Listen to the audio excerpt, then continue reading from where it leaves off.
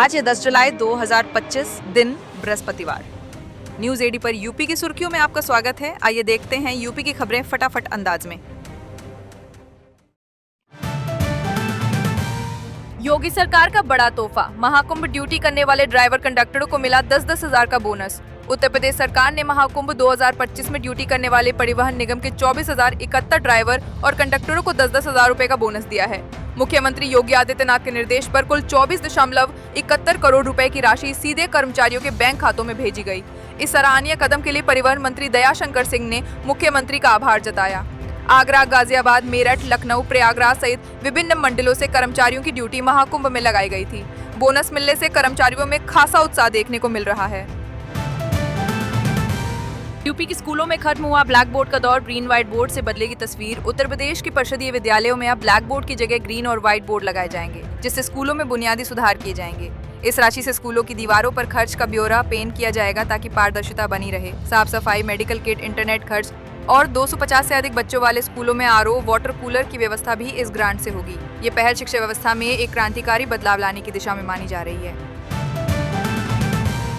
UP के युवाओं को मिलेंगे 10,000 रुपए के स्मार्टफोन, मंत्री की नाराजगी के बाद विभाग। सक्रिय औद्योगिक विकास मंत्री नंदगोपाल गुप्ता नंदी की नाराजगी के बाद यूपी सरकार ने युवाओं को 10,000 रुपए कीमत वाले स्मार्टफोन और टैबलेट देने का प्रस्ताव तैयार किया है। यह योजना स्वामी विवेकानंद युवा सशक्तिकरण योजना के तहत लाई जाएगी। मंत्री ने स्मार्टफोन वितरण में देरी और 3,100 करोड़ रुपए बजट सरेंडर को लेकर अधिकारियों पर सवाल उठाए हैं। उन्होंने तबादला नीति, फाइलों की लापरवाही और मास्टर प्लान में गड़बड़ियों पर भी नाराजगी जताई है। विभाग अब उनके आरोपों का जवाब तैयार कर शासन को भेजने की तैयारी में है। यूपी में बिना मान्यता स्कूलों पर सख्ती, 10 जुलाई तक जांच के आदेश। उत्तर प्रदेश में बिना मान्यता संचालित हो रहे स्कूलों पर अब कड़ी कार्रवाई होगी। बेसिक शिक्षा निदेशालय ने सभी मंडलीय सहायक शिक्षा निदेशकों को 10 जुलाई तक सघन जांच कराने का निर्देश दिया है। जांच में दोषी पाए जाने पर स्कूलों को बंद किया जाएगा और नोटिस जारी होंगे। बाल शिक्षा अधिकार अधिनियम 2009 के तहत बिना मान्यता स्कूलों पर 1 लाख तक जुर्माना और रोजाना 10,000 रुपए जुर्माने का प्रावधान है। 16 जुलाई के बाद अगर ऐसे स्कूल पाए गए तो संबंधित अधिकारियों पर सीधी कार्रवाई की जाएगी। यूपी में पहली बार महिला आर्थिक सशक्तिकरण सूचकांक जारी। लखनऊ वाराणसी अव्वल, मुख्यमंत्री योगी आदित्यनाथ ने उत्तर प्रदेश का पहला महिला आर्थिक सशक्तिकरण सूचकांक जारी किया, जिसमें लखनऊ, कानपुर नगर और वाराणसी शीर्ष पर रहे, जबकि श्रावस्ती, महोबा, बलरामपुर, संभल और सिद्धार्थनगर पिछले जिलों में शामिल हैं। ये सूचकांक उदयती फाउंडेशन के सहयोग से योजना विभाग ने तैयार किया है, जो रोजगार, शिक्षा, सुरक्षा, उद्यमिता सहित 5 क्षेत्रों में महिलाओं की स्थिति का आकलन करता है। मुख्यमंत्री ने इसे नीति निर्माण और निगरानी का अहम उपकरण मानते हुए सभी जिलों को स्थानीय रणनीति बनाने के निर्देश दिए हैं, ताकि महिलाओं को अधिक लाभ मिल सके। उत्तर प्रदेश सरकार ने गोरखपुर के 5 प्रमुख धार्मिक स्थलों के सौंदर्यीकरण के लिए धनराशि जारी की है। इनमें मां करवलदेई मंदिर, बुलेश्वर मंदिर, पोचिया ब्रह्म स्थान, झारखंडी महादेव मंदिर और खजनी महादेव मंदिर शामिल हैं। पर्यटन मंत्री जयवीर सिंह ने बताया कि इससे पर्यटन को बढ़ावा मिलेगा और स्थानीय लोगों को रोजगार के अवसर मिलेंगे। इसके साथ ही ब्रह्मपुर में 38.43 लाख और चिल्लूपार विधानसभा क्षेत्र में 38.15 लाख रुपए की परियोजनाएं भी स्वीकृत की गई हैं। इन प्रयासों से धार्मिक पर्यटन को नई दिशा मिलेगी। अब राजकोषीय बचत से बनेंगे यूपी में अन्नपूर्णा भवन, हर साल 100 भवनों का लक्ष्य। उत्तर प्रदेश में सार्वजनिक वितरण प्रणाली को सशक्त बनाने के लिए अन्नपूर्णा भवन योजना के तहत अब राजकोषीय बचत का उपयोग किया जाएगा।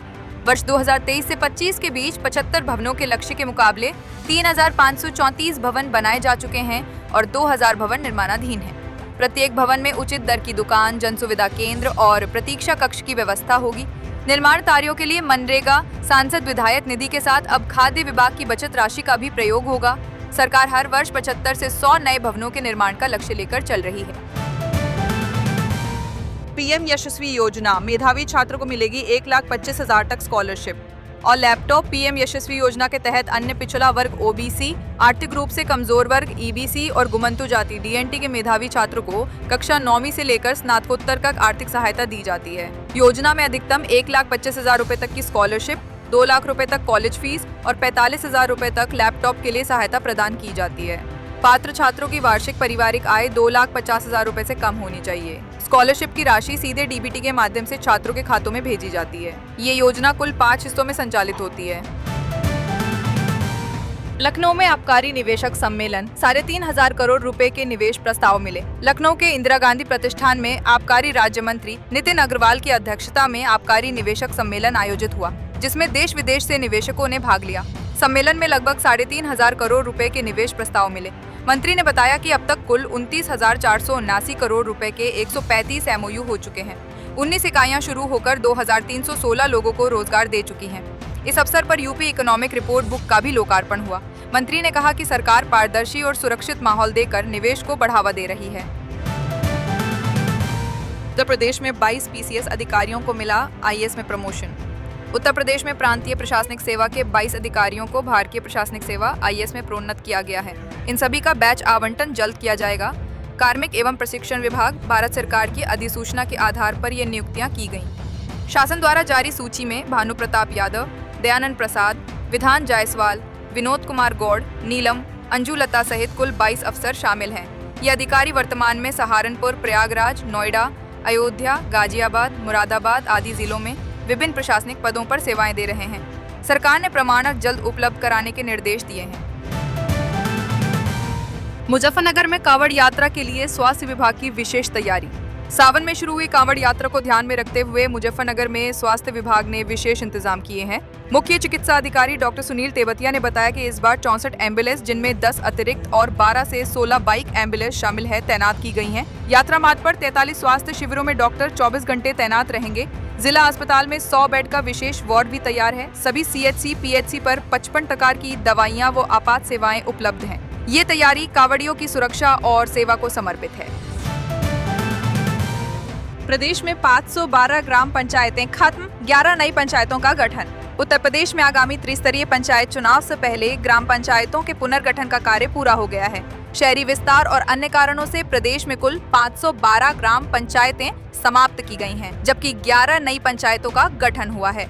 वर्ष 2021 में 58,195 ग्राम प्रधान चुने गए थे, वहीं अब 57,694 ग्राम पंचायतों में चुनाव होंगे। देवरिया में सर्वाधिक 64, आजमगढ़ में 49 और प्रतापगढ़ में 46 पंचायतें समाप्त हुईं। बस्ती में कोर्ट के आदेश से 2 नई पंचायतें बनी हैं। तैयारियां आरक्षण प्रक्रिया से पहले पूरी कर ली गई हैं। प्रदेश के परिषदीय विद्यालयों में बाल वाटिका सुधार की प्रक्रिया तेज। उत्तर प्रदेश में कम नामांकन वाले विद्यालयों के विलय के बीच बाल वाटिका को सशक्त बनाने की दिशा में कार्य तेज हो गया है।